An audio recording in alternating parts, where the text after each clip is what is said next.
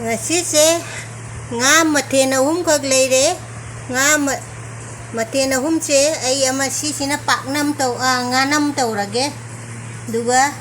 sina baja taurani sina marum sina kaino di thongge alu ga khamen chambi ga tauna ai gi nganam nam doise ai se aham bani nganam nam doise ai nganam nam ba se haite doisu ai migona hanga neta jenga ga namak to mi ngasi akoi aina gamla da thaba jainga ai gi nakupi aina gamla da thajaba sina saubri ni saubri jita ori jendem charani jendem sina tulsi pambi sisu saubri aina hun kaino to bani gam thaba uji pi sisu ni sina maloti sina morok ni morok angang bani pali siga morok se uram gani angang ba se charai na maru thana ba laura ga thamma ba se su jendem pambi ma thari sina haina pambi sina aloe vera sini jangang pambi se si jangang sina ina uji hek to se mana se hega kaino da nam nganam da kaino to hap te me hek po bu ja de si thang purak thang na hek pa tani ai hega jengalage se jangang je na gamla da thabani mayam puna ma ai se nakupi se lele morok se nganam chiga tot na bai ai na morok se phajana tangai khai rage sina jangang manani se jangang mana se leite khatang tani koi kaino to bani na ai se nga siga dum soijal lage manam nungsina ba nganam chigi tot pa haura se बेसन हापगे से बेसन राजधानी बेसन नि से हापगे बेसन करे हाप नक्षन नबा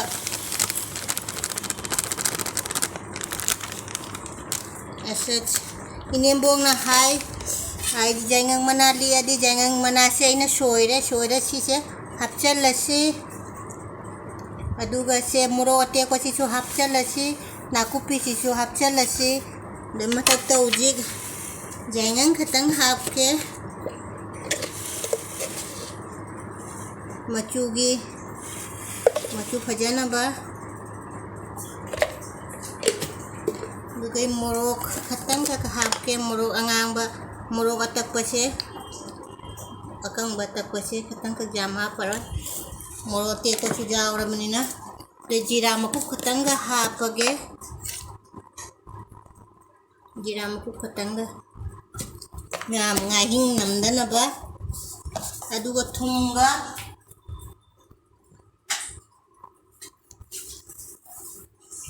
se thum hapage thum jam hapa suja kani aje to lage se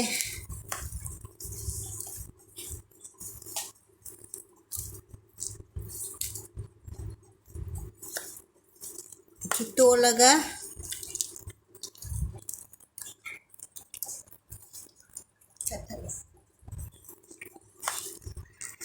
hangam ki thau su khatang hap wae hangam thau se khatang hap ke thau hap pi se isu khang de kari gi hap pi noi na manam nungsina ma hap pira duna ta ngahing namdana bai hap pira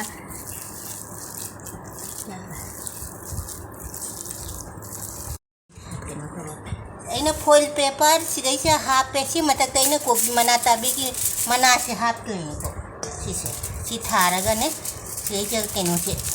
kaino tauge haduga kai de tawni cooker da ising khara hapaga tengo da ma thamma dumai tawba tarani si adi kaisum leite la ga leidi la na su tawba jabani la leite se kopi mana tabi se jom ta se pak na sumai tawrage akoi beson ga nakupi na tawduna paknam hai mare akoi pi ngai da di chare ba isana tawje ti re ba to si jom chal lage sumai tawraga sumai na foil paper na jom me uji gai kaino thangalu rage ai di tawa kaino da cooker da di jaroi mandre poche jama bani na pae adu tawa da dum tawrage se khang tan hoba tawa do duai do sum thamage sigane alumba pota man nan thallage siga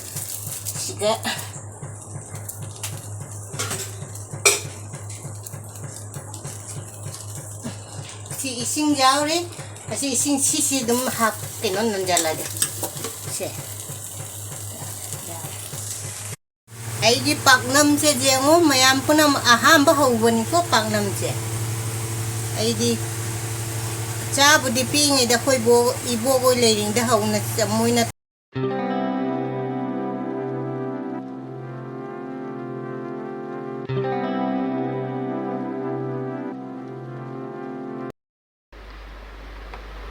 Hi mayam butram no okcheri ngasi aina chadoribase ngasi paknam se aina aham paknam nganam haibra ngagini sina adu nganam se aina ahamba aina nganam se haujabane se nganam se number kari hai number haidra hauba haidra di khangde akoi di pingai da di chare akoi boina hauraga adu sina nganam oire sina mairen thongba mairen ga ngakha ga thongba sina eromba sina kainoni nga marum ni salatana siga leire khamen achimba adigai kaino kari hai pong hawai hawai sangbi hai taina de tilau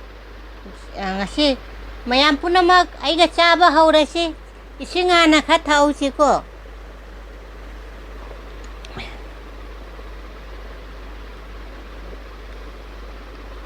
ahamba eromba na han hausi paknam se cha jengsi haubra hautrai se jengsi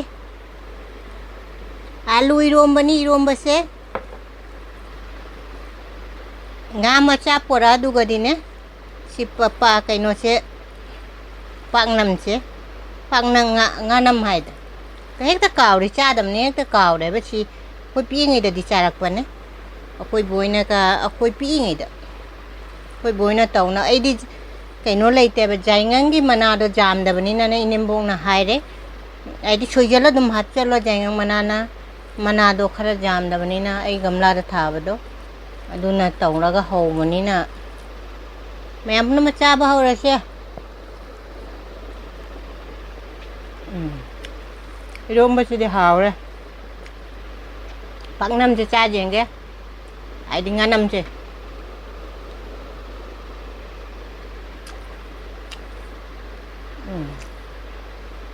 haude jam haure ngasai di jangang manado ina pik na kaino tauraga na se magado se kaino tau ki bato adon manam nuksi na jam haude haura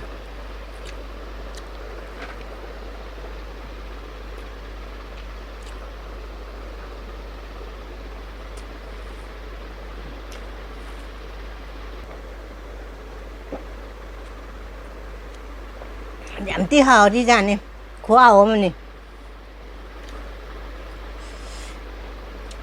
uji kari chachi khamin simba sima chara ge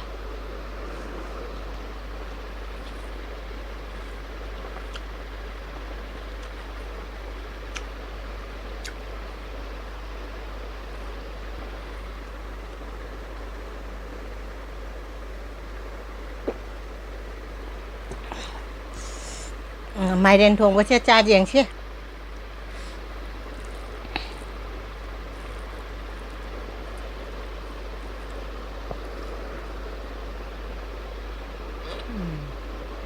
hả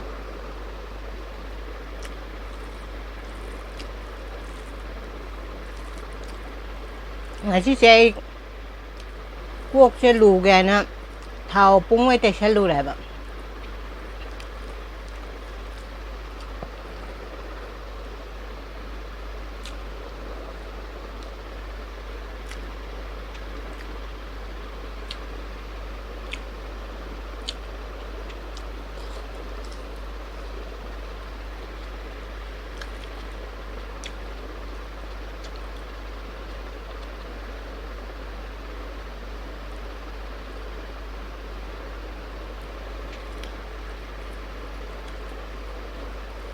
jam matasa kira jam na hau kira masih pak 6 je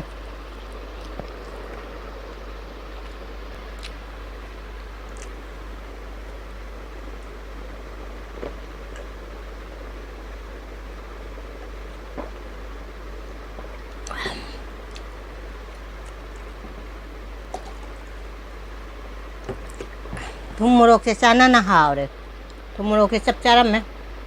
aduga marum thong ba se lau se marum thong ba chana jeng se nga marum ni se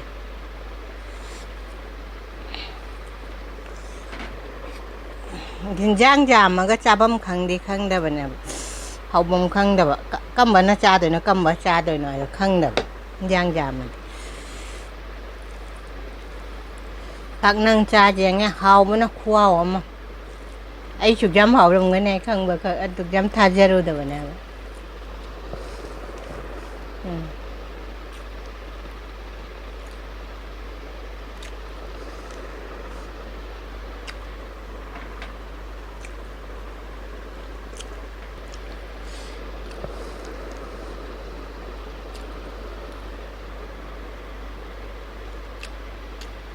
marum thong ba jam hau ram me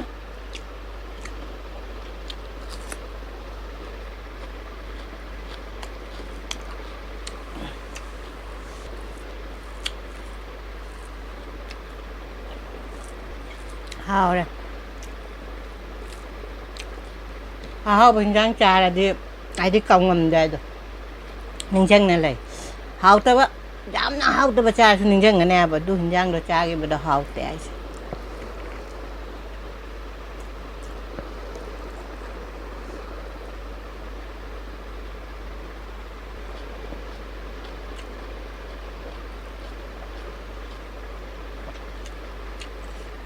thì lâu thì cha đi cha ba hào mà nó chín năm thế này vậy đó quên niệm bông hai thì lâu cha rồi cái chín nghe ngang mà đó tăng cha sân loại vậy coi dùng cha cha cho chín năm thế này vậy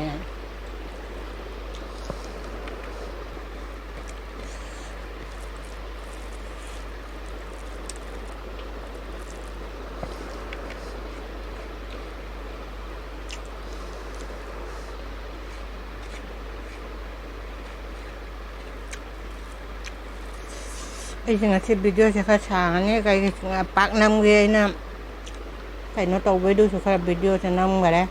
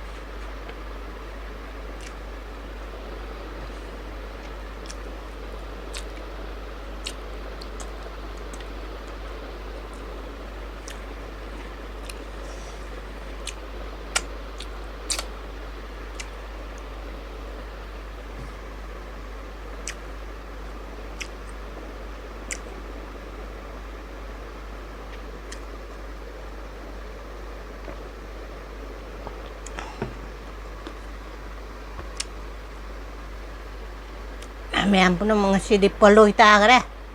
nganumb ne alu irun bam ne de marum thong bam ne mai nam jaw re salad jaw ra mina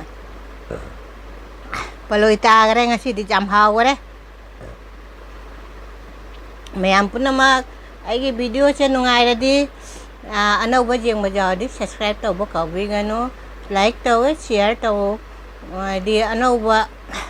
ai di video ông có una ra si ai na nga si pak nam mi se ai di mayam na hawadra haroidra hai na hai ba comment da hai bi ro ai nam mi da chum dra pak nam ai di nganumb ni nga mayam puna ma hai bi ro comment da mayam na hai ra ga ai su khara ai di thamoi se chau khat le ba video nam ni nga si gi di si ga thamage bye